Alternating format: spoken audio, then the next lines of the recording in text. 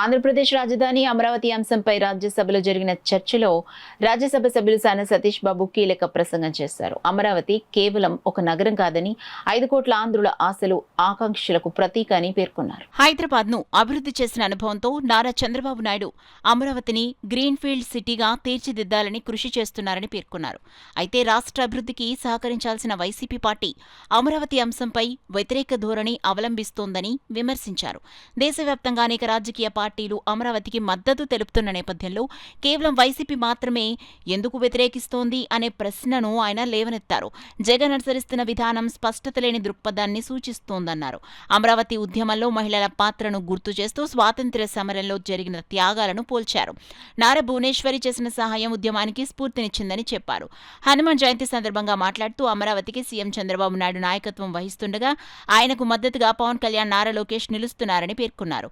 చివరిగా అమరావతి చారిత్రక ప్రాధాన్యతను వివరిస్తూ శాతవాహనాల వైభవాన్ని ప్రతిబింబించే ఈ ప్రాంతం భవిష్యత్తులో విశ్వనగరంగా అభివృద్ధి చెందుతుందని సాన సతీష్ బాబు ఆశాభావం వ్యక్తం చేశారు.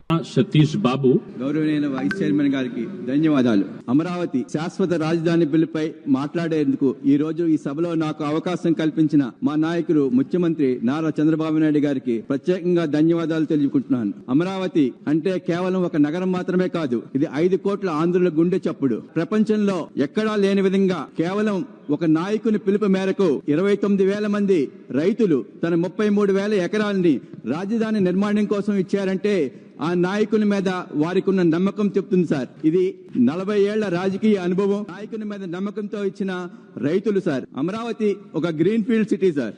ప్రపంచంలో ఎక్కడా లేని విధంగా అత్యాధునికంగా అమరావతిని నిర్మించడానికి ప్రతిపాదనలు ముందుకు వస్తున్నాయి సార్. మా నాయకులు చంద్రబాబు నాయుడు గారు బ్రౌన్ ఫీల్డ్ సిటీ హైదరాబాద్ ని మహానగరంగా తీర్చిదిద్దారు సార్. అక్కడ రాళ్లు రప్పలు కొండలు ఉన్న బ్రౌన్ ఫీల్డ్ సిటీని ఒక హైటెక్ సిటీగా, ఒక సైబరాబాద్ గా, ఒక ఫైనాన్షియల్ డిస్ట్రిక్ట్ గా, ఒక జినోమ్ వ్యాలీగా, ఔటర్ రింగ్ రోడ్ తో అనేక రకాలుగా అభివృద్ధి చేశారు. అదే విధంగా ఒక గ్రీన్ ఫీల్డ్ సిటీని ఇంకా ప్రణాళికంగా ఆంధ్ర ప్రజలకు కోరిక మేరకు అత్యధిక మహానగరంగా ప్రపంచంలో తీర్చిదిద్దుతారు సార్. ఇక్కడ అక్టోబర్ 22, 2015 ఒక చరిత్రాత్మక రోజు. ఆ రోజు ప్రధానమంత్రి నరేంద్ర మోడీ గారు ఈ పార్లమెంట్ నుంచి మట్టిని తీసుకొచ్చి, యమునా నుంచి వాటర్ని తీసుకొచ్చి అమరావతికి శంకుస్థాపన చేశారు సార్. ఆ శంకుస్థాపన చేసిన అమరావతిని 2019లో ప్రభుత్వం మారిన తర్వాత ఈ వైఎస్ఆర్సీపీ ప్రభుత్వం దీన్ని ఒక మూలకు పాడివేసి ముళ్ల కంచెలు వేసిన పునాదులను కూలగొట్టింది సార్. ఇక్కడ ప్రత్యేకంగా మీకు చెప్పాల్సింది ఏంటంటే, నిన్న ఏం జరిగిందో ఈ సభ దృష్టికి తీసుకురావాలి సార్. నిన్న ఆ పార్టీ యొక్క అధ్యక్షుడు జగన్మోహన్ రెడ్డి ఒక విధంగా కామెంట్ చేశారు సార్. ఏమన్నారంటే ప్లాన్ బి ఉంది. ప్లాన్ బి అంటే మచిలీపట్నాన్ని, గుంటూరుని, విజయవాడని కలుపుతా కొత్త రాజధాని ప్రతిపాదన.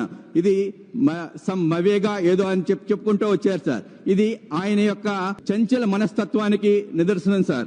ఆయన ప్రతి విషయంలో కూడా నిర్మానుషంగా పారిన వాటర్లో రాయేసి దాంట్లో వాటర్ చిందితే దాన్ని ఆనందించే చంచల మనస్తత్వం సార్. ఇటువంటి మనస్తత్వం ఉన్న వాళ్ళు రాష్ట్రానికి అరాచకం సృష్టిస్తారు. 40 రాజకీయ పార్టీలు ఏకదాటిగా దేశమంతా సపోర్ట్ చేసి ఈ బిల్లుని ముందుకు తీసుకెళ్తుంటే మా రాష్ట్రంలో ఉన్న ఈ రాజకీయ పార్టీ ఈ బిల్లుని వ్యతిరేకిస్తుంది. దీన్ని ప్రజలందరూ గమనిస్తారు సార్. ఇక్కడ 2019లో వీరు చేసిన అరాచకాలు 2014 నుంచి 19 వరకు వీరు అమరావతి రాజధాని అని చెప్పారు సార్. 2019 నుంచి 24 వరకు 3 రాజధానులు 3 ముక్కలు అన్నారు సార్. ఇప్పుడు కొత్తగా 2024లో మవేగా అన్నారు సార్. 2029లో ఇంకో కొత్త పేరు చెప్తారు సార్. పులివెందుల, కడప, ఇంకో ఏదో ఒక పేరు చెప్తారు సార్. వీరంతా కూడా వికృత రూపంలో రాష్ట్రానికి పట్టిన శాపము కింద మాకు ఈ పార్టీ ఉంది సార్. ఈ వైఎస్ఆర్సీపీ పార్టీ రాష్ట్రాన్ని అభివృద్ధి చెందడానికి ఇష్టపడదు, రాష్ట్రంలో చేసే పనులకు ఇష్టపడదు. వారు ఈ విధంగా వాకౌట్ చేయటం చాలా దుర్మార్గకరం. ఇది ప్రజలందరూ, దేశ ప్రజలందరూ ఈ పార్లమెంట్ సాక్షిగా చూస్తున్నారు సార్. వీరు చేసిన పాపాలు, వీరు చేసిన అన్యాయాలు సార్. ఇక్కడ మహిళలు అమరావతి యొక్క దీక్షల గురించి ఒక మాట చెప్పుకోవాలి సార్. మహాత్మా గాంధీ గారు స్వతంత్ర ఉద్యమం చేస్తూ నగరాలు తిరుగుతున్నప్పుడు అక్కడ మహిళలు ముందుకొచ్చి వారి నగలను దానమిచ్చి మహాత్మా గాంధీ గారికి సపోర్ట్ చేశారంట సార్. దానివల్లనే భారతదేశానికి స్వతంత్రం వచ్చింది. అదేవిధంగా ఈ అమరావతిలో ఉద్యమం చేస్తున్నప్పుడు మా గౌరవ ముఖ్యమంత్రి గారి భార్య మా తల్లి గారు భువనేశ్వరి గారు ఆ ప్రాంతానికి వెళ్లి ఆ ఉద్యమం యొక్క రూపు చూసి ఆవిడ చేతిలో ఉన్న 2 గాజులు తీసుకెళ్లి ఇచ్చారు సార్. ఇది స్వతంత్ర ఉద్యమం ఆ రోజు ఎలా వచ్చిందో ఇవాళ అమరావతి ఉద్యమం కూడా అదే విధంగా ముందుకు సాగి రైతుల యొక్క విజయంగా తెలియజేస్తున్నాం సార్. అంతేకాకుండా ఈ రోజు మీకు ప్రత్యేకంగా తెలియజేయాల్సింది ఏమనగా ఈరోజు హనుమాన్ జయంతి సార్. ఈరోజు దేశ ప్రజలందరూ పవిత్రమైన హనుమాన్ జయంతి జరుపుకుంటున్నారు సార్. అయోధ్యలో నాడు రాముడు హనుమంతుడు తోడుగా ఉన్నారు. అమరావతిలో రాముడైన మా సీఎం చంద్రబాబు నాయుడు గారికి ఒక హనుమంతుడు కాదు సార్, 2 హనుమంతులు ఉన్నారు. ఒకరు పవన్ కళ్యాణ్ గారు అయితే మరొకరు యువ నాయకులు లోకేష్ గారు. ధర్మం కోసం జరిగిన యుద్ధంలో రాముడి మార్గంలో నడిచి శిక్షణ దేశ రక్షణ చేసిన ఆ హనుమంతుడు అయితే అమరావతి కోసం జరిగిన యుద్ధంలో మా రాముడి మాటే శాసనంగా మా 2 హనుమంతులు దుష్ట శిక్షణ రక్షణ కోసం పోరాడుతున్నారు సార్. ఈ రోజు ఎంతో పట్టుదలతో ఈ బిల్లు ముందు ప్రజల ఆనందం చూడాలని చెప్పి మా నాయకులు వచ్చి ప్రత్యేకంగా ఈ సభను వీక్షించి ఇది ఆంధ్ర ప్రజల యొక్క చిరకాల కోరిక, ఈ కోరికను మనం ముందుకు తీసుకెళ్లాలి అనే ఉద్దేశంతో వచ్చారు సార్. అమరావతి గురించి ఒక చిన్న మాట సార్.